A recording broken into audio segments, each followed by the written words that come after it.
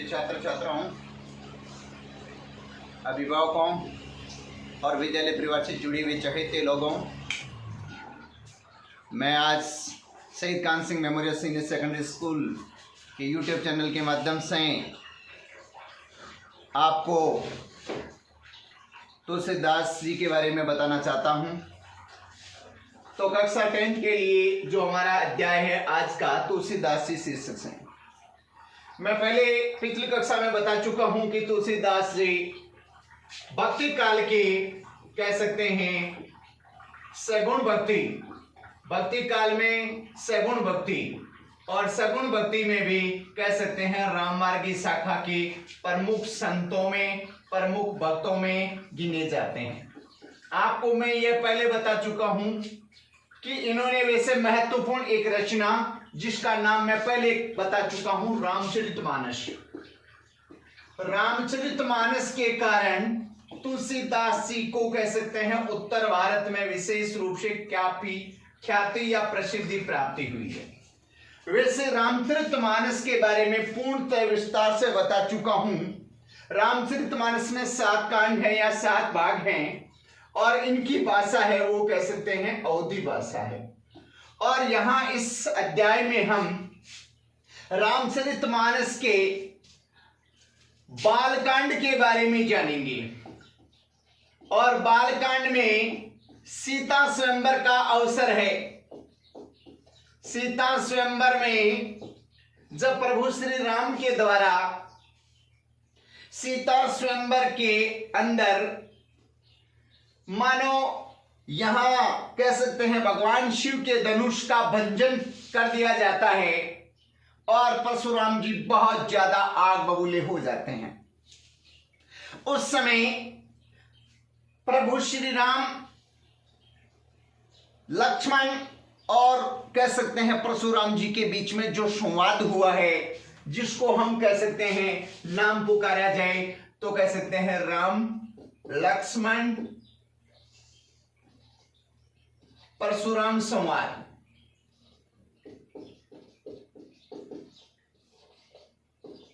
तो कह सकते हैं यहां राम लक्ष्मण परशुराम संवाद है।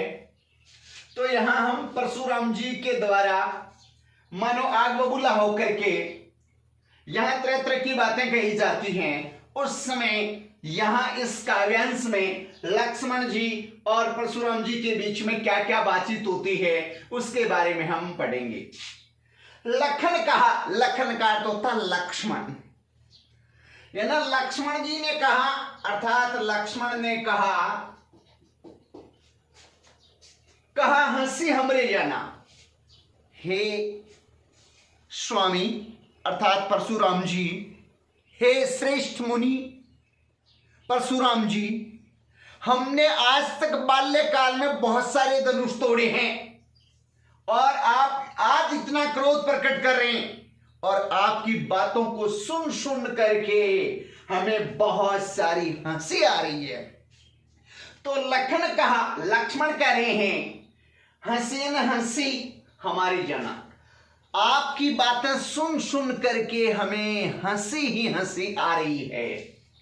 सुनहु देव सब धनुष समाना, सुना है कि सारे देवताओं, चाहे भगवान शिव हो या अन्य देवता हो, सबके धनुष समान हैं, कोई फर्क या अंतर नहीं है। तो सुनो ये न सुना है, देव ये न देवताओं के सब धनुष समान है, क्योंकि आपने देखा है सुना है कि परशुराम जी आग बबूला होते हैं और कहते हैं कि मेरे गुरु भगवान शिव के पिनाक का आपने भंजन किया है और यह मानो उनके गुरु का अपमान था, इसलिए बार बार परशुराम जी आग बबूला होते हैं। और उसी के उत्तर में लक्ष्मण जी परशुराम जी से कहते हैं कि हमने तो सुना है कि सारे देवताओं के जो धनुष हैं, चाहे वो छोटा हो चाहे वो बड़ा हो, सब समान है, कोई फर्क या अंतर नहीं है। का क्षति, क्षति का अर्थ क्षति, क्षति यानी हानि। तो का क्षति यानी क्या हानि, लाभ यानी लाभ, जून यानी पुराना, वैसे महीना नहीं है, यहां है पुराना। तो कह सकते हैं क्या हानि है, क्या लाभ है? जून ये न पुराना, धनु ये न धनुष, तोड़े न तोड़ने से।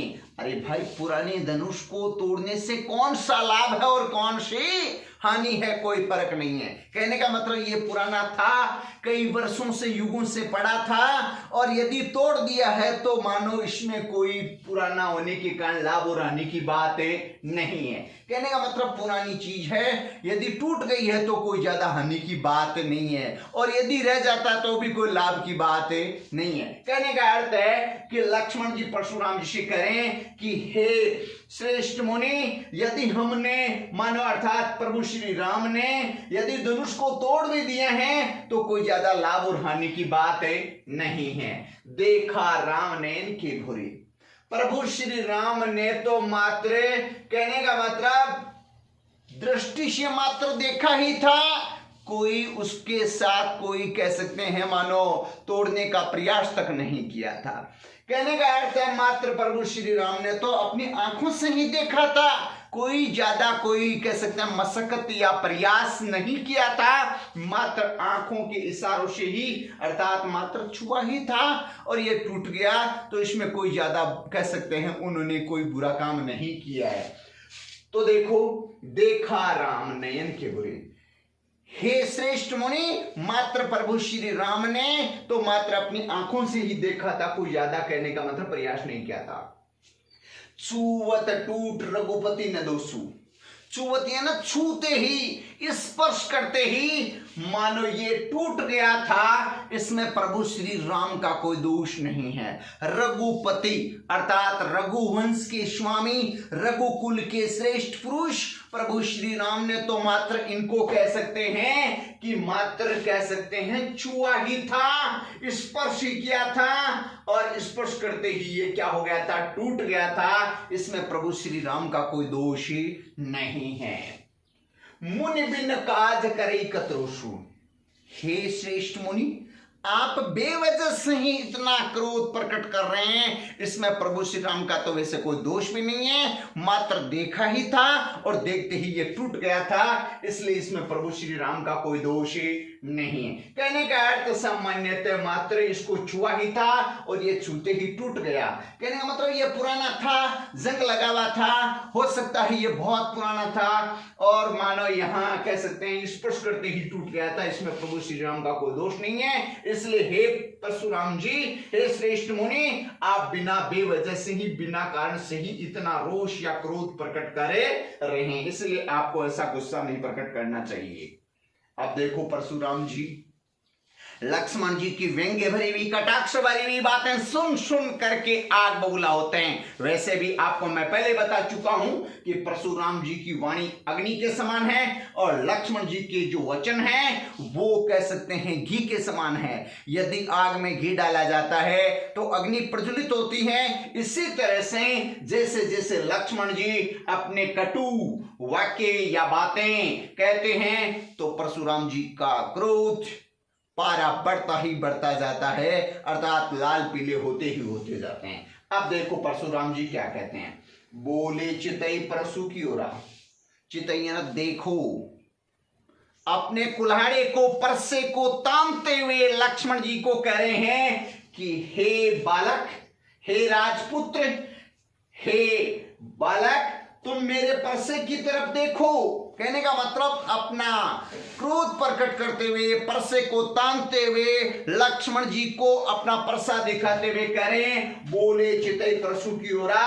रे शठ, शठ का होता दुर्जन, दुष्ट, क्योंकि यहां लक्ष्मण जी बार बार मानव बातें कह रहे हैं और परशुराम जी को क्रोध आ रहा है, और परशुराम जी क्रोधित होकर के लक्ष्मण जी को दुष्ट या कह सकते हैं दुर्जन कह रहे हैं, और कह रहे हैं कि हे दुष्ट बालक, हे दुर्जन बालक, मेरे परसे की ओर देखो, सुन ही स्वभाव न मोरा, और शायद मेरा कभी आपने स्वभाव के बारे में सुना नहीं है, क्योंकि मेरा स्वभाव क्रोधी स्वभाव है।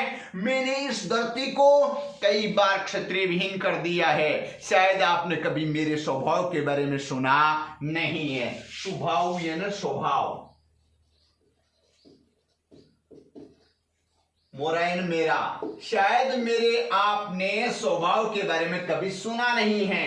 कहने का मतलब है कि मेरे स्वभाव के बारे में आपने कभी जाना नहीं है या कभी सुना नहीं है, क्योंकि मेरा क्रोधी स्वभाव है और मैंने इस धरती को कई बार क्षत्रियहीन कर दिया है। अब देखो परशुराम जी और क्या कहते हैं लक्ष्मण जी से, बालकू बोले बधऊ न तो ही, बालक समझकर अर्थात छोटा बच्चा समझ करके मैं तुम्हारा वध नहीं कर रहा हूं, क्योंकि मैं यदि आपका वध कर दूंगा तो लोग कहेंगे तुमने छोटे बच्चे को मार दिया है, और मैं आपको इसी बात को सोच करके, छोटे बच्चे को जान करके या छोटा बच्चा समझ करके मैं आपका वध नहीं कर रहा हूं, अर्थात मैं तुम्हें नहीं मार रहा हूं। कहने का मतलब है कि परशुराम जी लक्ष्मण जी से करें कि हे बालक, मैं आपको बालक समझकर जिंदा छोड़ रहा हूं, नहीं तो मैं आपका कभी का ही क्या कर देता, वध कर देता। केवल मुनि जड़ जानहि मुई, केवल मेरे को ऋषि मुनि या सामान्य एक ऋषि मत समझ लेना। मैं बड़ा क्रोधी स्वभाव का हूं और मैंने इस धरती को कई बार क्षत्रियहीन कर दिया है, इसलिए मेरे को सामान्य पुरुष या सामान्य व्यक्ति मत समझ लेना। मैं बड़ा क्रोधी स्वभाव का हूं, मैं कोई एक जड़ या निर्जीव के समान नहीं हूं, अर्थात मैं कोई एक सामान्य ऋषि मुनि जंगलों में तपस्या करने वाला नहीं हूं। मैं बड़ा क्रोधी स्वभाव का हूं और मैं अपनी भुजाओं के बल पर कई बार धरती को मैंने क्षत्रियहीन कर दिया है, इसलिए मैं आपका भी वध कर सकता हूं, लेकिन मैं केवल आपको बालक समझकर जिंदा छोड़ रहा हूं, इसलिए मैं आपका वध नहीं कर रहा हूं। बाल ब्रह्मचारी अति कोई। अब देखो परशुराम जी और क्या कहते हैं, मैं बाल ब्रह्मचारी हूं, मैं बहुत ही बड़ा बलशाली हूं, मैं सामान्य आदमी नहीं हूं, मैं बड़ा अति क्रोधी हूं। क्रोधी का मतलब क्रोध करने वाला, कहने का मतलब सामान्यतः बड़ा क्रोधी स्वभाव का हूं और बाल ब्रह्मचारी हूं और बहुत ही बलशाली हूं। विश्व विदित, विश्व का अर्थ होता है संसार, ये बात सारे संसार को पता है। विश्व यानी संसार, विदित यानी ज्ञात है, अर्थात यह सारी बातें संपूर्ण संसार को ज्ञात है कि परशुराम जी ने इस धरती को कई बार क्षत्रियहीन कर दिया। क्षत्रिय कुलद्रोही, क्षत्रिय वंश का शत्रु हूं, द्रोही हूं, कहने का मतलब नाश करने वाला हूं। ये बात परशुराम जी लक्ष्मण जी से करें कि हे बालक, तुम मेरे को बाल ब्रह्मचारी मत समझ लेना, मैं सामान्य व्यक्ति नहीं हूं, बाल ब्रह्मचारी हूं, बड़ा क्रोधी स्वभाव का हूं। ये बात सारा संसार भली भांति से जानता है और इसको भी जानता है कि मैंने कई बार क्षत्रिय वंश का क्या कर दिया है, नाश कर दिया है या नष्ट करे दिया है। अब आगे देखो परशुराम जी और क्या कहते हैं, भुजबल यानी भुजाओं के बल पर, अपनी भुजाओं के ताकत से, बल से भूमि यानी धरती को, भूप बिनु, भूप यानी राजा, राजाओं के बिना कर दिया, अर्थात मैंने अपनी भुजाओं के बल पर इस परसे से या कुल्हाड़े से कई बार धरती के संपूर्ण क्षत्रियों का नाश कर दिया है या राजाओं का वध कर दिया है, अर्थात राज या राजाओं का कह सकते हैं नाश कर दिया है। तो भुजबल भूमि भूप विनकीनी, विपुल बार, विपुल बार यानी अनेक बार, बहुत सी बार, बहुत बार। तो विपुल बार महिदेवन्नय दिनी, महिदेवन्नयन, मही धरती, देवन्नयन देवता, अर्थात धरती के देवता यानी ब्राह्मण, धरती के देवता यानी ब्राह्मण, अर्थात मैंने धरती के देवता ब्राह्मणों को, कहने का अर्थ है यहां परशुराम जी लक्ष्मण जी से करे हैं कि मैंने अपनी भुजाओं के बल पर इस धरती के संपूर्ण राजाओं को मार दिया है, अर्थात संपूर्ण राजाओं को नष्ट कर दिए हैं, क्षत्रियहीन कर दिया है। और जब मैंने इस धरती को जीत लिया था तो कई बार इस धरती को मैंने ब्राह्मणों को क्या कर दिया था, दान दे दिया था, या कह सकते हैं मानो ब्राह्मणों को भेंट कर दी थी। फिर आगे देखो परशुराम जी और क्या कहते हैं, सहस्त्रबाहु, सहस्त्रबाहु नाम का एक राजा था, बड़ा बलशाली था और शत्रुओं में कह सकते हैं परशुराम जी का सबसे बड़ा शत्रु था। तो यहां परशुराम जी जब भी किसी का उदाहरण देते हैं तो सहस्त्रबाहु नाम का बलशाली राजा का उदाहरण देते हैं। तो सहस्र बाहु भुज छेद नियारा, मैंने अपनी भुजाओं के बल पर इस परसे से इस दुनिया का, इस धरती का जितना भी कह सकते हैं बलशाली एक सहस्रबाहु नाम का राजा हुआ है, उस तक का मैंने क्या कर दिया है, वध कर दिया है, या कह सकते हैं नष्ट कर दिया है। तो सहस्रबाहु भुज छेद नियारा, मैंने अपनी भुजाओं के बल पर सहस्रबाहु राजा जैसे बलशाली का भी वध कर दिया था। परसु बिलाव मही कुमारा, हे राजपुत्र, हे राजा के बेटे, हे राजकुमार, मेरे परसे की ओर देखो। इस परसे से मैंने कई बार धरती को क्षत्रियहीन कर दिया है, अर्थात धरती को कह सकते हैं संपूर्ण राजाओं को मार करके ब्राह्मणों को भेंट दे दी है, और यहां तक कि सहस्रबाहु राजा तक का मैंने क्या कर दिया है, वध करे दिया है। फिर आगे देखो परशुराम जी और क्या कहते हैं, मात पिता ही जन सोच बस, हे बालक, हे राजपुत्र, मैं आपका वध कर दूंगा तो तुम्हारे माता पिता जन सोच बस, यानी जान जान करके, सोच कर, समझ कर, सुन करके चिंतित हो जाएंगे, सोच ग्रसित हो जाएंगे, अर्थात पूरी तरह से परेशान हो जाएंगे। तो माता पिता जन सोच बस करसी मही किशोर, हे राजपुत्र, मैं जब आपका वध कर दूंगा तो तुम्हारे माता पिता बड़े चिंतित हो जाएंगे, सोचग्रस्त हो जाएंगे, कहने का मतलब पूरी तरह से परेशान हो जाएंगे। फिर आगे देखो, और वैसे डिग हांकने में बड़ी महारत हासिल। और परशुराम जी और क्या कहते हैं, बनने के अर्भक दलन परशु मोर अति घोर, मेरे परसे का इतनी गर्जन है कि गर्भ के अर्भक यानी बालक, दलन यानी समूह या झुंड, अर्थात माताओं के गर्भ में पलने वाले।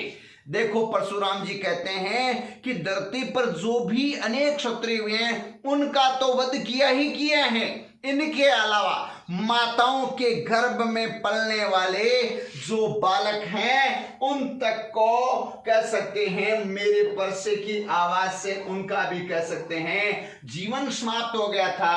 तो यहां परशुराम जी अपने परसे को तानते हुए लक्ष्मण जी को दिखाते हुए करें कि मेरा परसा इतना घनघोर है, इतनी इनकी तेज आवाज है, जब यह परसा मानो मेरे हाथों से चलता है तो यहां तक कि धरती के राजा तो मारे ही जाते हैं, यहां तक कि माताओं के गर्भ में पलने वाले बच्चों के जो कह सकते हैं दल के दल हैं वो भी समाप्त हो जाते हैं, या मिट जाते हैं, या नष्ट हो जाते हैं। तो देखो इस पद में अर्थात इस दोहे और चौपाई में, तो यहां जो ये कह सकते हैं सारी यहां तक की कहने का मतलब है कि ये चौपाइयां हैं। आपको मैं कल ही बता चुका हूं कि चौपाई एक वैसे मात्रिक छंद है, इसमें मात्राएं गिनी जाती हैं और यहां कह सकते हैं 16 मात्राएं। कहने का मतलब है कि यहां पहले जैसे मान लो ये सारी चौपाइयां हैं, फिर अंत में जैसे आता है दोहा। कहने का मतलब यहां पर दोहा और चौपाई छंद यानी चौपाई और दोहे का, पहले चौपाई बोलना है फिर दोहा बोलना है, क्योंकि पहले चौपाइयां हैं फिर क्या आगे दोहा है, तो दोहा छंद का प्रयोग। अब ध्यान देवें, दोहे में आपको मैं कल ही बता चुका हूं 13-11 पर यति आपको मैं जैसे ही मान लो ये हैं तो ये कहने का मतलब यति हो सकता है अल्प विराम, हो सकता है अर्ध विराम, हो सकता है पूर्ण विराम की वजह से हम यदि मान लो चरण में रोकते हैं तो वो कहलाती है यति। तो यहाँ यति है वो कहने का मतलब 13-11 पर 13-11 अर्थात यहाँ पर 24, तो 24 कहने का मतलब यहाँ पर ये भी कह सकते हैं मात्रिक छंद है, अर्थात मात्राएं गिनी जाती हैं, और यह कहने का मतलब है कि इसमें 13-11 पर यति होती हैं। तो ध्यान देवें, जब भी कहने का अर्थ परीक्षा में मानो यहाँ पर कोई इसी में से या यही मान लो उदाहरण के लिए प्रश्न ज्ञात जाती है तो उसके लिए आपको सबसे पहले मैं बता चुका हूं कि प्रसंग लिखा जाता है। प्रसंग में प्रस्तुत पद्यावतरण अर्थात काव्यांश तुलसीदास द्वारा रचित, जो कह सकते हैं रामचरितमानस का बालकांड से लिया गया है, जिसमें सीता स्वयंवर के अवसर पर मानो यहाँ सीता स्वयंवर के अवसर पर कह सकते हैं कि लक्ष्मण परशुराम जी संवाद अर्थात लक्ष्मण परशुराम श्री राम का संवाद है, और मानो यहाँ पर दोनों किस तरह से संवाद करते हैं उसको यहाँ प्रसंग में लिखना है। फिर आता है उसके साथ साथ व्याख्या। तो कहने का मतलब है कि व्याख्या, तो व्याख्या में उसका भावार्थ लिखा जाता है। कहने का मतलब व्याख्या में उसका संपूर्ण विस्तार से भावार्थ,